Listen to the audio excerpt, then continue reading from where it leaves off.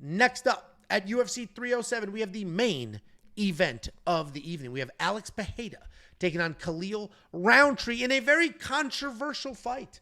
When this fight was announced, people were like, Khalil, and people railroaded the fact that Khalil Rountree is getting this fight. They couldn't believe that Khalil Rountree was getting a title shot. They're like, oh, he sucks. He beat Anthony Smith. He's on a 5-fight win streak. He is literally on the longest win streak of anybody in the top 5 of this division. Nobody's win streak is close. And before you say Ankalaev had a crack at the title, couldn't win it. And then he has the no contest with Johnny Walker. Meanwhile, during that time span, Khalil Rountree strung together 5 wins, 4 of them by finish. Oh, Anthony Smith. Okay, he finished Anthony Smith.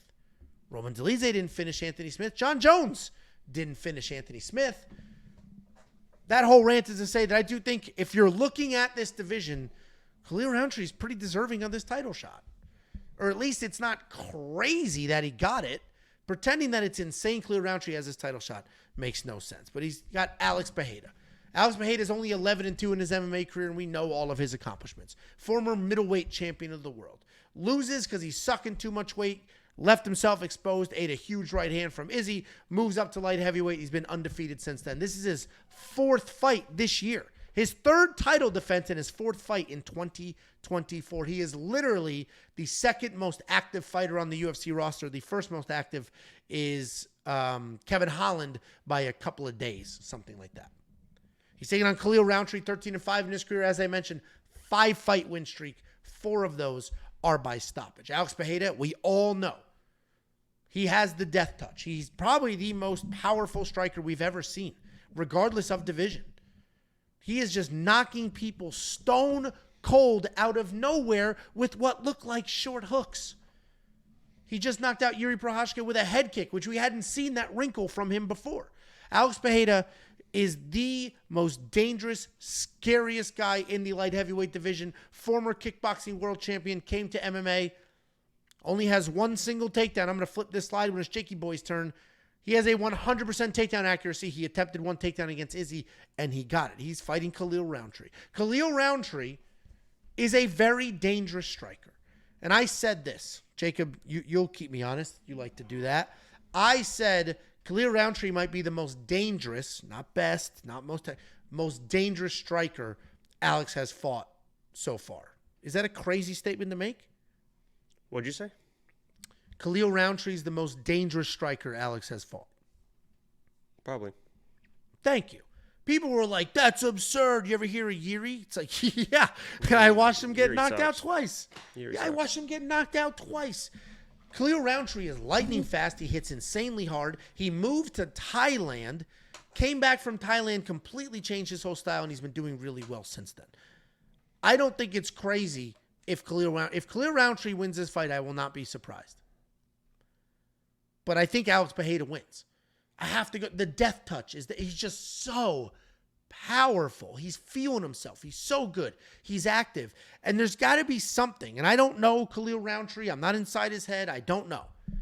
There's got to be something at this point in the Alex Pereira era of UFC. Without question, he's the biggest star that the UFC has. And in this era of Alex Pereira, you got to be pretty fucking terrified looking across the octagon, and that's who's standing there. It has to be scary. Like, there has to be a moment where you're like, fuck, like, this is real. No matter how many fights you've been in. Alex Pereira has to be the pick for all of those reasons. Obviously, he loses. These are big boys, and they're throwing leather. Last thing I'll mention before I hand it over. Somebody sent me a video. You know, there's a conspiracy theory. Do you know what the Freemasons are? I know Khalil's in a cult. Yeah, like there's all these theories that he's a Freemason, he's in these cults, and apparently the Freemasons are like a secret society that control the world.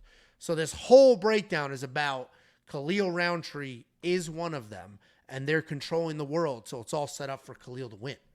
And then also, I guess his dad was like a famous music producer. So he has or movie producer, some huge famous, so he's got connections to the world. So there's theories there too. Either way, I'm picking Alex. What do you think, Jake? Here's what I'll say. And I've thought about this fight, and I'll say this. I believe that Izzy's fluke KO over Alex has broke a lot of fucking people, right? Because he knocks out Alex. Alex goes to 205 against the Polish Power, and everyone's like, oh, well, he's going to get knocked out by Jan. And they chased it. And they fucking lost. Okay? Then he fights Yuri. Ooh, Yuri, he's dangerous, man. He's going to knock out Alex because we saw Izzy do it. And they fucking lost. And then they see Jamal Hill, another big, powerful guy. Well, now is it time? Because remember, 3 fights ago now, Izzy knocked him out. Now, Jamal Hill's going to knock him out. Now is the time, right? And they fucking lost. Now, Yuri rematch. Because I remember in the first fight with Yuri had him hurt. I remember. So now, Yuri is going to knock this guy out. Because remember, now, 5 fights ago, Izzy got a lucky KO, a Hail Mary fluke KO. Now is when he gets knocked out. And they lost again. And now they're back. Right? Now 6 fights ago, Izzy gets a fluke KO against this guy when Alex had him pinned against the fence, beating the absolute fuck out of him. Izzy throws a Hail Mary shot that lands right on the temple and knocks this guy out. And ever since then, people have been chasing it, man. They've been chasing it. Jan, Yuri, Jamal, Yuri again, and now they see Khalil Rountree. And they've all convinced themselves once again, here we go. Alex is Jenny. Alex is going to get knocked out. Oh, Khalil speed. I've seen the hooks on Khalil. I've seen the speed on Khalil. Didn't you see him get knocked out 5 fights ago by Izzy? What do you think Khalil's going to do when he lands on this guy? What do you think now he's going to get knocked out? And if he does, they're all going to, what are they going to do? Told you, I told you. Yeah, it's these same motherfuckers that have been saying that he's going to get knocked out the last 4 or 5 fucking fights that are going to stand on top of the world and act like fucking geniuses if it happens. Guess what? It's not going to fucking happen. Alex Pereira is 10, 15, 20 times the fighter this guy is. He got knocked out by the fluke KO by Izzy. Big fucking deal. He's proven himself time and time again that he is better than that fight, even though he was dominating Izzy in that fight. He's going to stand in front of Khalil. Khalil's going to do what he talking about this week. I saw a quote from Khalil. I've got something planned that nobody's ever seen before. Yeah. And once you guys are going to know, once I'm in there, once I do this, you're going to be like, oh, that's what he was talking about. Shut the fuck up, dude. Shut the fuck up and try to fight this guy. You're not going to be able to fight this guy. Alex Pereira's going to do what he's going to do. He's going to find the reads. He's going to start pressuring you. He's going to land the shot, and he's going to knock you out. That's why he's a minus 460. So I guess I get the people that still want to chase it, and they're going to keep chasing it until it happens, and then they're going to act like a fucking genius if it ever does. I don't think it ever does. I think Alex goes out on top the way he wants to go out. This is a fight that he's going to win. He's minus 460 for a reason. Alex Pereira wins, probably knocks him out. I don't necessarily disagree. This comment stood out when you were doing your whole thing there. Izzy set it up, basically saying it wasn't lucky. But Alex is great at this week. Izzy did not set that up. He's like this. His leg is fucking toast. And just goes like this. Yeah. Just fucking eyes closed, overhand right, lands it, and then was like, oh, shit. And then throws another shot because he fucking had him stunned. Shut the fuck up about, it was not set up. And then Izzy tried to pretend I was playing possum. You weren't playing possum. Dude, you were done and you didn't want to go out like a bitch, right? Last time you covered up, you knew what happened. So this time you're like, no, I can't go out like a bitch. I'm throwing a big right hand, and it happened to fucking land. Yeah, 100%. Saying he set it up is a crazy. Now, you could say that Izzy was winning the first fight, which he was. But to pretend that Izzy knew what he was doing when he got through that haymaker is just crazy. He did not know what he was doing when he did that. Jacob and I are squarely on the same side here. I actually do not have any money on this fight, though. Do you? I've been trying to find. I've literally just been staring at shit, trying to find a way to play Alex because there's always a puncher's chance. I don't want to say like Khalil doesn't have a chance. I mean, he's a fucking powerful guy. Of course he can. Yeah, of course, anybody in this division can knock out anybody. I mean, he's got a puncher's chance of anybody, and I don't really want to lay 5 units to get a unit back on puncher's chance when there's other spots on this card, but I've been trying to find a way to parlay or do something, and I just don't really like this card for betting altogether. Yeah, I mean, this is I've done similar. I do wish he was a little more affordable. He went up to minus 550. It has tightened a little bit, going back to sort of where it started, which I get it. Like, I mean, but they both have a puncher's chance. At a certain point, you are spending just too much money on anything could happen. So, Jakey Boy and I are aligned on this fight. We think Alex keeps his belt. This is what I laid this out. And people, you listen to the words I'm saying. Listen to the words. I want Alex to win this fight. I want John Jones to beat, what the hell is it, Stipe. Then I want maybe Tom Aspinall gets injured. So Alex fights John Jones. I want Alex to beat John Jones. Then I want Alex to beat Tom Aspinall. And then I want Alex to retire the only 3-division champion of all time. That's what I want. Stop leaving comments on my quick pick videos saying that would not happen. John Jones takes him down. No shit. I'm just saying what I want. Wouldn't you love to see Alex as the first 3-time champion ever? He's such a man of the people. What I love about Alex, too, is he is not a guy that is just, oh, I can knock people out. I'm good. Let me just continue to knock people out. This guy works fucking hard. Yeah, and he works hard in his wrestling. He works hard in his grappling. He still tries to improve his striking. I mean, Glover and what's the other guy, the translator guy? Glover and I forget his name. The bigger dude. Yeah. They have him fucking dialed in to a fucking machine, and they are always improving this guy. I wouldn't be surprised if somebody tries to wrestle in this situation, if Alex is doing some weird stuff in the grappling and stuff.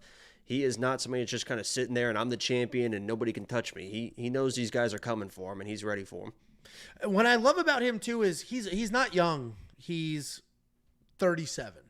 So we better appreciate him while he's here, because these older strikers don't last as long. And I love that he gets it. Dude, his life 3 years ago. Dude, when you first moved to Texas and we started watching this together and then we started the podcast, Alex wasn't even a thing yet. He wasn't even a thing yet.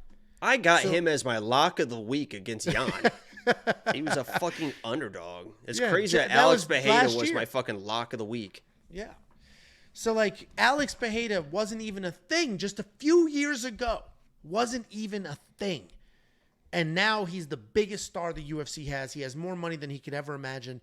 And he's hungry and he's fighting. Like, you have to, if you love this sport as much as me and baby Jake do, you have to love, and I said that like baby, like affectionate, you have to love Alex Pereira.